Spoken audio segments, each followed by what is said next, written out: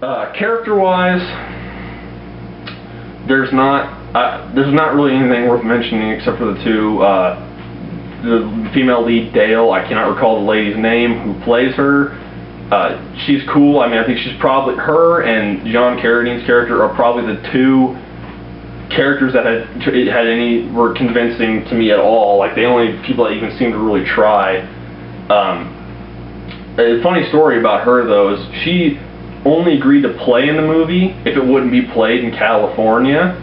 And apparently she knew the director was like a boyfriend or ex-fiance or something like that. And he's like, sure, we won't play it in California, and forego the dollars we'll earn if it did run there. And so, obviously the guy's kind of the backstabbing type, and he runs it in California anyway. She catches wind of this. The studio she works for catches wind of this. And because it was an independent picture, I don't think you were supposed to go outside of your studio at that time. And they say it was one of the worst films they've ever seen, and they will no longer need her services. So essentially, it either severely damaged or ruined her career. I haven't done a whole lot of research into that.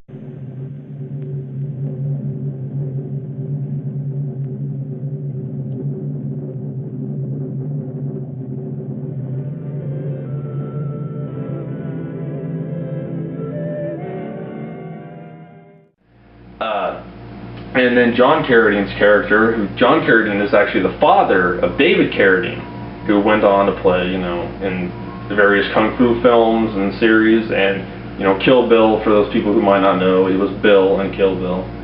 And ironically, I don't know, this was really weird. When I was thinking of doing this episode, I was laying in bed one night, and I was like, this would be great, I could do all this and mention some stuff, and I'll bring up John Carradine and say, oh, it's David Carradine's dad, and tie that in, it'd be cool. And then that was the same night that he died. So it was really kind of weird. Like, wow, I was thinking that the entire time, and was ironically the night that he passed away. If I can't at least turn my failure into a success, I'll be doing a grave injustice to 4 gallant people. What makes you think that the results would be any different this time? Since I returned from the Caribbean, I've been like a man who was living apart from his own soul. I knew there was an answer somewhere, but when I searched for it, my mind just wouldn't function. And, but, I just thought that was weird and make mention of it. As for special effects, there's practically none in the movie. A lot of stock footage, which is not really an effect. They actually show like an exterior shot of the bell, and I got a clip for that.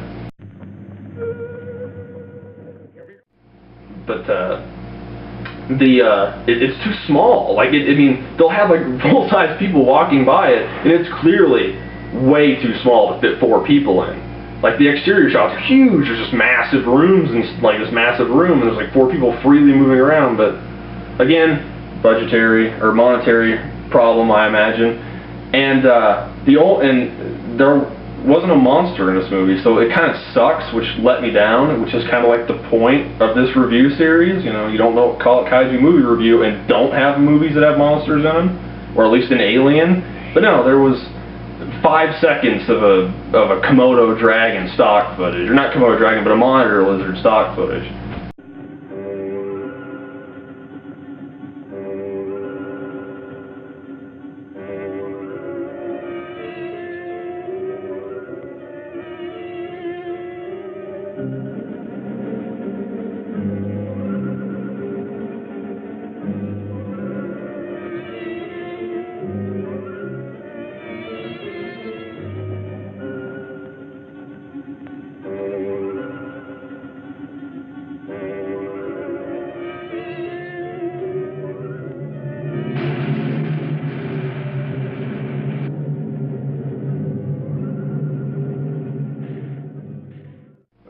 Terrifying, I know. I mean, that just freaking unsettled me for the rest of the movie.